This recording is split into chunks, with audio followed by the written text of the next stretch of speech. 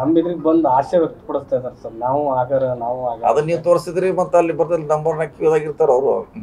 ಆ ಥರದ್ದು ಏನಾರ ಡೆವಲಪ್ಮೆಂಟ್ ಇದಾವ? ಇಲ್ಲ ನಮಗೆ ಅದು ಗೊತ್ತಿಲ್ಲ, ನಮ್ಗೆ ಅದ್ರ ಬಗ್ಗೆ ಗೊತ್ತಿಲ್ಲ. ನಾವು ಸಮೀಕ್ಷೆ ಏನಿದೆ ಕೇಂದ್ರದ ಫೈನಲ್ ಯಾವ್ದ್ರೆ ಈಗ ಹಿಂದುಳಿದ ವರ್ಗಗಳ ಆಯೋಗದಿಂದ ಮಾಡ್ತಿರೋ ಸಮೀಕ್ಷೆ ನೀವು ಸಾಮಾಜಿಕ ಆರ್ಥಿಕ ಅಂತ ಹೆಸರಿಟ್ಟು ಮಾಡ್ತಿದ್ದೀರಿ.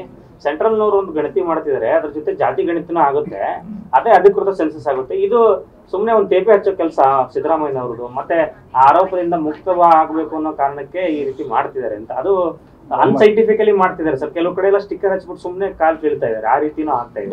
ಇನ್ನು ಟೈಮ್ ಇದೆ, ಮತ್ತೆ ಅದಕ್ಕೆ ತಿದ್ದುಪಡಿ ಮಾಡ್ಲಿಕ್ಕೆ, ಬದಲಾವಣೆ ಮಾಡ್ಲಿಕ್ಕೆ, ಸರಿ ಮಾಡ್ಲಿಕ್ಕೆ ಅವಕಾಶ ಇದೆಯಲ್ಲ ಸರ್ಕಾರಕ್ಕೆ, ಇದೆ ಮಾಡ್ತೀವಿ ಸರ್. 125 ಕೋಟಿ ಖರ್ಚು ಮಾಡಿ ಕಳೆದ ಬಾರಿ ನಿಮ್ ಸರ್ಕಾರ ಇದ್ದಾಗಲೇ ಮಾಡುವಂತ ಗಣತಿನ ಕ್ಯಾಬಿನೆಟ್ ನಲ್ಲಿ ಅಂಗೀಕಾರ ಆದ್ರೂ ಅದು 10 ವರ್ಷ ಹತ್ರ ಅವಧಿ ಮುಂಚೆ ಮಾಡ್ಬೇಕಿತ್ತು. ಆಗಿದೆ, ನಮ್ಮ ಕಡೆಯಿಂದೆಲ್ಲ ಲೋಪ ಆಗಿದೆ. ಅದನ್ನ 10 ವರ್ಷಗಳಿಗೆ ಮಾಡಿದ್ರೆ ನಾಳೆ ಕೋರ್ಟ್ಗೆ ಹೋದ್ರು ಕೂಡ ಎತ್ತಿಡ್ತಿತ್ತು. ಈಗ 10 ವರ್ಷ ಕಾನೂನಲ್ಲಿ ಸ್ಪಷ್ಟವಾಗಿದೆ. ಅದರ ಅವಧಿ 10 ವರ್ಷ ಒಳಗಡೆ ಅದು ಇಂಪ್ಲಿಮೆಂಟ್ ಆಗಬೇಕು. 11 ವರ್ಷ ಆಗಿದೆ. ಸೊ ಅದಕ್ಕೆ ಬೇಡ, ಇನ್ನೊಂದು ಸರಿ ಮಾಡೋಂತ ಹೊಸದಕ್ಕೆ ಮಾಡ್ತಾರೆ. ಕಮ್ಯುನಿಟಿಯವರು ತಮ್ಮ ಜಾತಿ ಜಾಸ್ತಿನೇ ಇದೆ ಅಂತಾರೆ. ಅದು ಒಂದು ಕಾರಣ, ನಾವು ರದ್ದು ಮಾಡ್ಲಿಕ್ಕೆ ಅದು ಒಂದು ಕಾರಣ. ಯಾಕಂದ್ರೆ ಇನ್ನೊಂದ್ಸಲ ಅವ್ರು ಮನವರಿಕೆ ಮಾಡಿ ಕೊಡ್ತೀವಿ ನಾವು.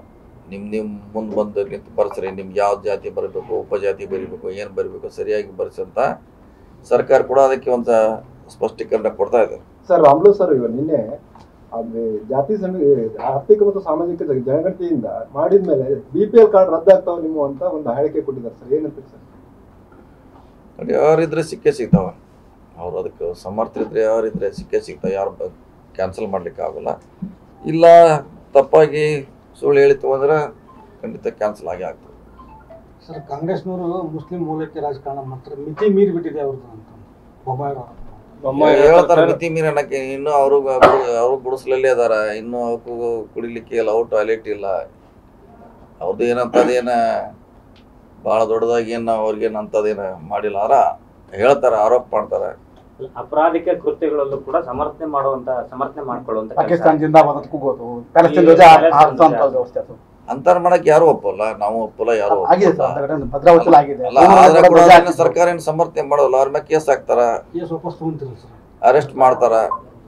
ಪೊಲೀಸ್ ಸ್ಟೇಷನ್ ಸುಟ್ಟವ್ರ ಕೇಸನ್ನೇ ವಾಪಸ್ ತಗೊಂಡ್ಬಿಟ್ರು. ಇವರು ಸರ್ಕಾರ ಬಂದ ತಕ್ಷಣನೇ ಅಲ್ಪಸಂಖ್ಯಾತ ತುಷ್ಟೀಕರಣ ಶುರು ಆಗೋದ್ರಿಂದ ಅವ್ರು ಮಿತಿ ಮೀರಿದ್ದಾರೆ ಅಂತ. ಮಿತಿ ಮೀರಿಲ್ಲ, ಇವ್ರು ಹಂಗೆ ತೋರಿಸ್ತಾರೆ, ಪೋಸ್ ಕೊಡ್ತಾರೆ ಅಷ್ಟೇ. ಅದರಲ್ಲಿ ಅವರೆಲ್ಲ ರಾಜಕೀಯ ಲಾಭಕ್ಕೆ, ಅದರಲ್ಲಿ ಏನು ಸತ್ಯಾಂಶ ಇಲ್ಲ. ಈ ಗಣಪತಿ ವಿಚಾರದಾಗ ಗಲಾಟೆ ಅದ, ಅಲ್ಲಿ ಹೋಗಿ ಭಾಷಣ ಮಾಡಿದ್ರೆ ಅವ್ರ ವಿರುದ್ಧ ಕೇಸ್ ಹಾಕುವಂತ ಕೆಲಸ ಆಗ್ತಾರೆ. ಪ್ರಚೋದನೆ ಕಾರ್ಯ ಮಾಡಿ ಎಲ್ಲ ಕಡೆ ಆಗ್ತಾರಲ್ಲ, ಅಷ್ಟೇ ಎಲ್ಲ ಕಡೆ ಆಗ್ತಾರೆ, ಅಲ್ಲಿ ಒಂದೇ ಕಡೆ ಅಲ್ಲ. ಕಲ್ ತೂರಾಡೋದನ್ನ ಬಿಟ್ಟರು ಇವ್ರು ಅವನ್ನ ತಿಳಿದಲ್ಲ, ಆಲ್ರೆಡಿ ಅರೆಸ್ಟ್ ಮಾಡಿದ್ದಾರೆ, ಸ್ಟ್ರಿಕ್ಟ್ ಆಕ್ಷನ್ ತಗೊಂಡಾರೆ.